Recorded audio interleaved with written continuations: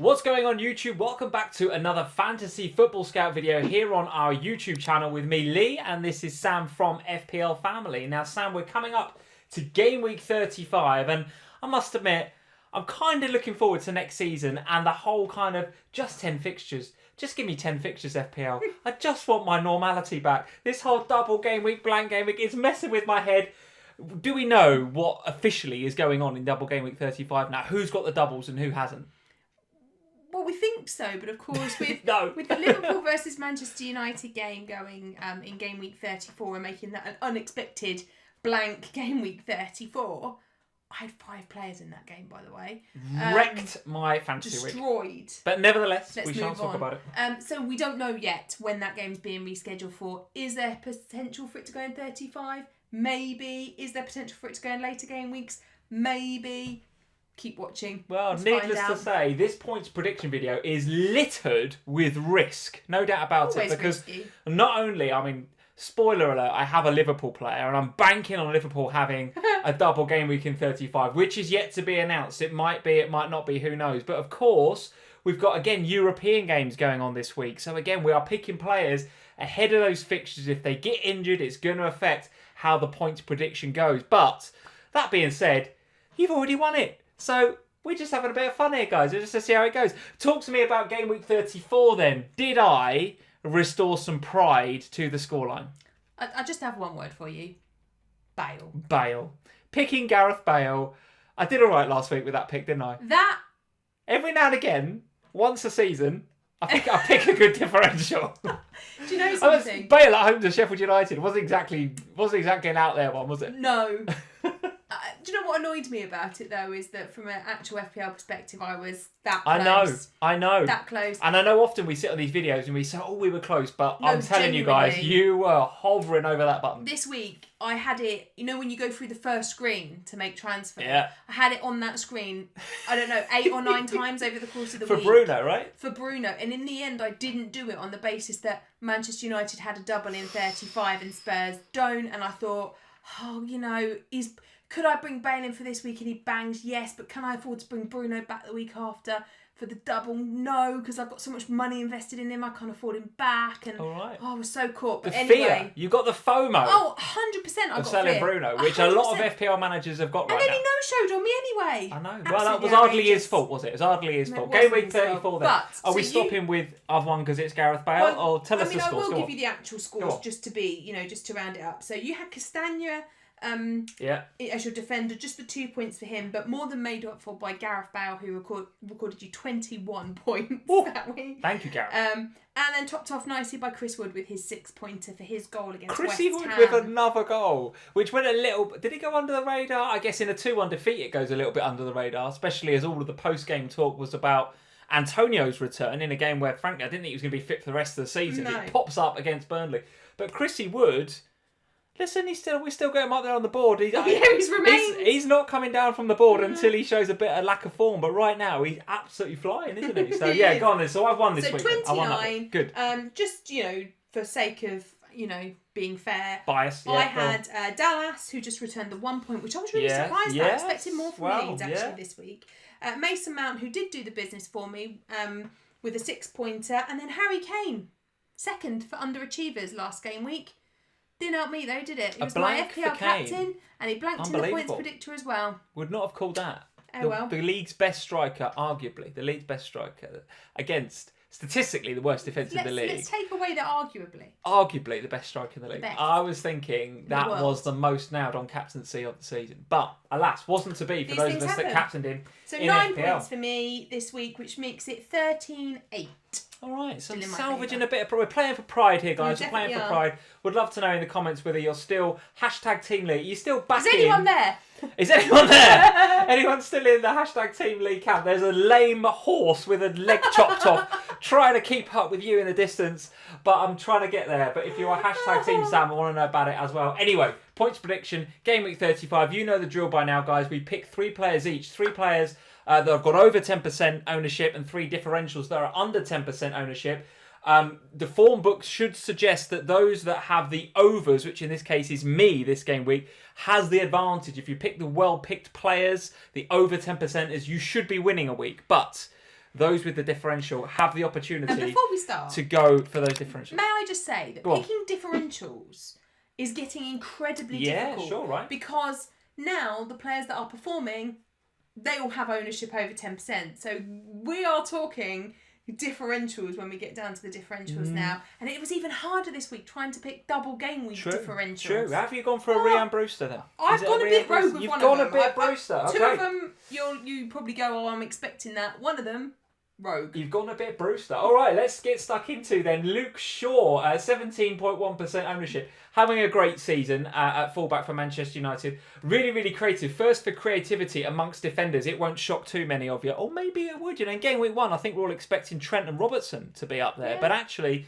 Luke Shaw having a fantastic season. Returned in 5 of his last 8 as well. And of course, as you mentioned before with your Bruno conundrum, has got the double game week. It's Aston Villa away, Leicester City at home. So, okay, not the easiest fixtures in the world. But given that threat of creativity, I'm backing him to do well over the course of the 2 games. What we're saying, Luke Shaw, pretty nailed on, right?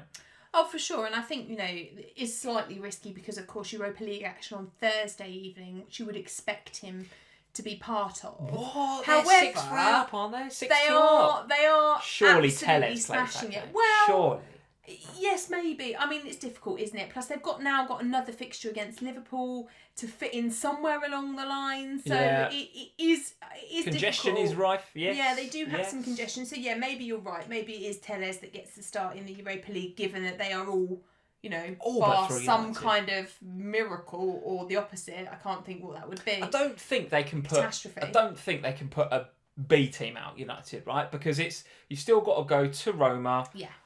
Okay, Roma need 4 goals. I get that. It doesn't look likely. They want to impress their new absolutely manager? expect United. Yeah, maybe. Where did that come from? Jose going to Roma, by the way. Don't know. But nevertheless, United have got to go there, and they've got to be professional. Oh, yeah. But I still think Tellez can come in and he can give Luke Shaw a rest. I think. But anyway, But I think he's a great pick. he's a nice pick, and at 17.1%, still not huge ownership. Right? It's No, not I'm really massive. surprised with how much of Yeah, a bonus that Luke Shaw can make to my rank when he keeps clean sheets. A bit of a green arrow when the clean sheet comes in, or indeed the attacking returns. And like I say, at least either a clean sheet or an attacking return in 5 of his last 8. So the points keep rolling in for Luke Shaw owners. And we're expecting the points to start rolling in for Luca Dean owners. 6.1 million, so not exactly cheap. No. But Everton are one of those sides that don't just have the double game week in 35, but come out into nice fixtures. If I remember rightly, let me just make sure I've got this right. Yes, Sheffield United and Wolves Yeah. at home after in 36 and 37. So Digne, a good pick for this week, but also the weeks that follow. Yeah, and I think, part of the reason that I went for him, of course, in the points prediction, we're only worried about the week we're in. Sure. But if you're buying in somebody that's at 6.1 million, you want to be making sure that you're making a wise investment for the end of the season, rest of the effectively season, now. yeah. And with Luca Dean, I do think that you could be. I've picked him up for a couple of reasons. I'm not convinced that there's 2 clean sheets in this double game week for Everton. West Ham and Villa away are tricky fixtures. They Although are. the Toffees have been better away from home statistically this season. They have been, but they are coming up against a West Ham side with Antonio back and Looking good. playing well. Yeah, looking good. And of course, on the other side, Ollie Watkins has been in good form for Aston Villa. So I'm not convinced that there's clean sheets there. But what I am convinced of with Luca Digne is the attacking potential that he has. So he has actually got back-to-back returns. He's returned in 3 of the last 4 game weeks. And one thing I do really like about him is he has started in every single match this season that he has been available for selection for. And coming towards this penultimate part of the season, that's so important. Going into a double game week, you want a player that you think, a bit like Luke Shaw, you're going to play in both games because you're so I important. don't know if you can to say your about team. that about Shaw, think but I he think you can will. about Dean. Well, I think he will, of course, in the Premier League because their position isn't finally Okay, secure alright. yet. But with Luca Dean, I do feel like he's going to play in both of those matches. The set piece threat, the attacking potential is definitely there. And you never know, he might get a cheeky clean sheet out of one of them. Well, that's what I like about Digne is if the clean sheet does go, you can still watch that game in the hope that there's going to be some attacking return. And because he's on set pieces, etc., there's a reasonable chance he gets them. And of course, got the assist in the previous game. So despite the lack of clean sheet, so exactly the scenario that we've discussed there. And at 9.5% ownership is still Nice under differential. 10%. So I guess according to this, is a differential. I, for one, am absolutely considering Luca Dean for this week. Absolutely. And I think Diaz is going to be the one to make way. But more on that a little bit later on. Let's go to the midfield. And I'm going to pick a player that I actually haven't picked a lot this season, to be honest with you. I've seen him in many of these videos. He's made, Mo Salah has made very few, actually. Unusually for the form that he showed over the last few years. An unusually few amount of appearances in these videos. 12.7 million, as you know, guys. I mean, you guys all know that this guy's he's an expensive FPL asset. 35.1% ownership. I'm hoping and thinking that Liverpool will have the double game. I hope that they do. If they don't, we fall back onto a Southampton side who do like to play a high line, do like to continue to play that way. And I go back to the game at St Mary's. Liverpool were pretty bad there. Were pretty bad. And I remember Hasenhüttl crying at the end of the game because he was so happy that he'd beaten Liverpool. And I just wonder whether that might be a bit of a motivation for Liverpool.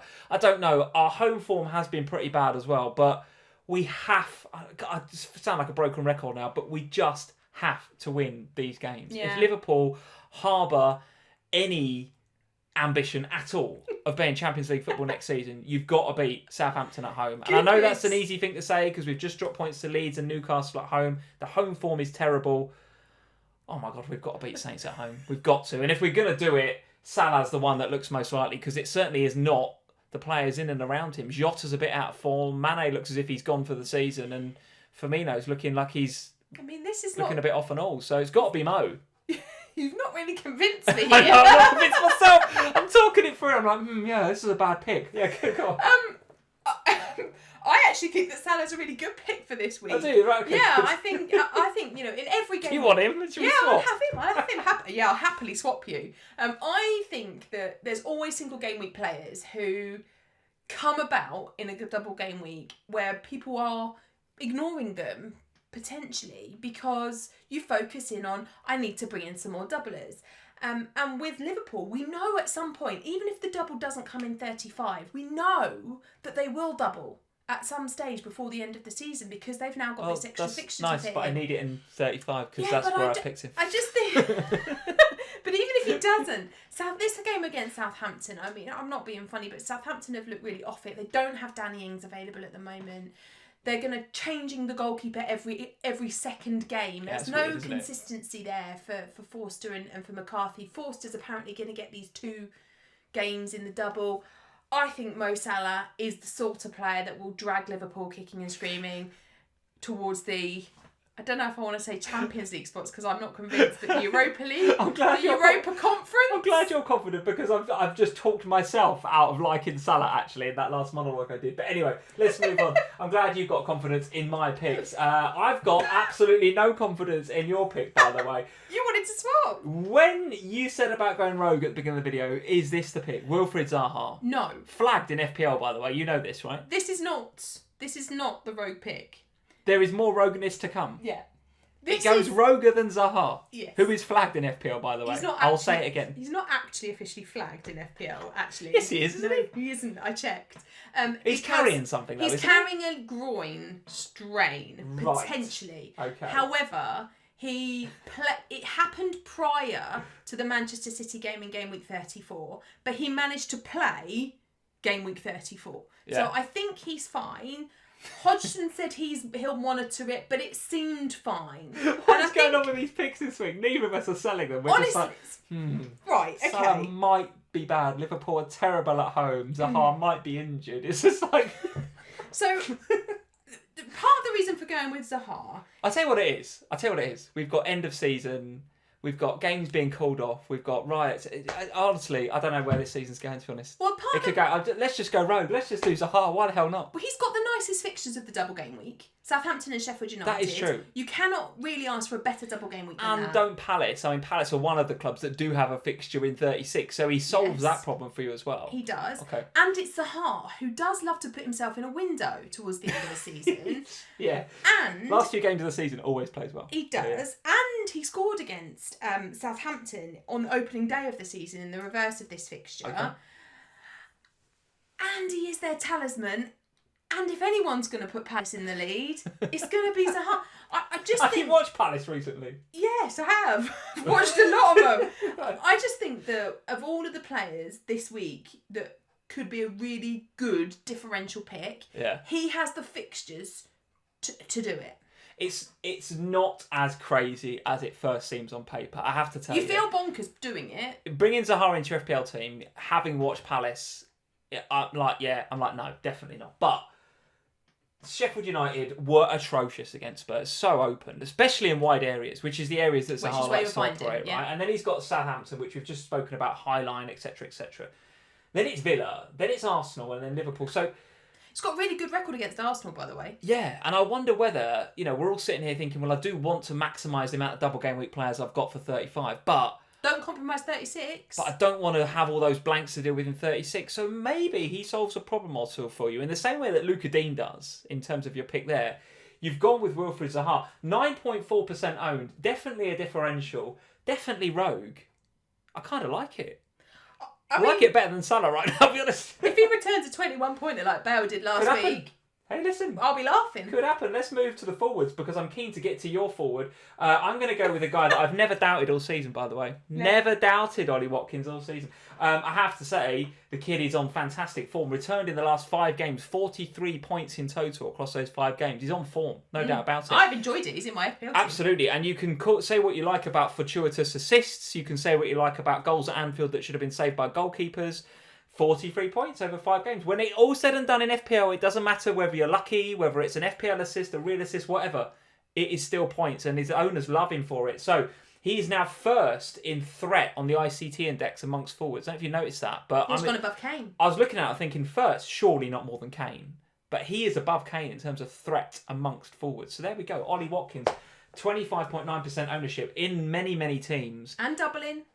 And has the double game week, right? And a reasonable looking double game week. Manchester United and Everton. Manchester United, who will have their eye on other things, no doubt about it. And Everton, who we've just discussed, can on their day be pretty defensively fragile. Ollie Watkins, what we saying? You obviously like it. He's in your team. Yeah, and I held him through my wild card on the basis that I didn't see another forward that was as consistent as he is of late. He really has stepped up. He had that little bit of a wobble when Grealish first got injured and wasn't playing. But he seems to have found his form again under him, and the likes of El Ghazi and players like that around him seem to be helping him out. So I think he's a really nice pick, and I actually think he might be quite highly captained this week. Ooh, Captain Watkins, goodness me, whatever next. I'll tell you whatever next. Che Adams. This video has gone from bad to worse, guys. Get in the comments, let us know what you think about Che Adams. This is the rogue pick. Have you gone mad? Potentially a little bit. Che Adams. So I have to be honest that... Yeah, be honest, come on. I'd like to hear about it. It was incredibly hard... Obviously. ...to pick a forward under 10% owned who actually plays regularly for their team. So the players I had options on were Richarlison, who of course always plays, but I wanted Digne over him. Can't have 2 from the same club. Okay. The other option I had was Benteke, who I think I'd rather have Zaha. We are scraping the barrel somewhat. So I was literally looking at this list and thinking... who's going to play here? And then I found Adams and I thought, is this mental? Well, Danny Ings isn't fit. So somebody's got to play up top. He started the last 2 games. He did score twice in Southampton's last double game week. So not convinced. Go on. So the last time Southampton had a double, I think it was that 27, he scored in both games. Is that it? Is that all you've got?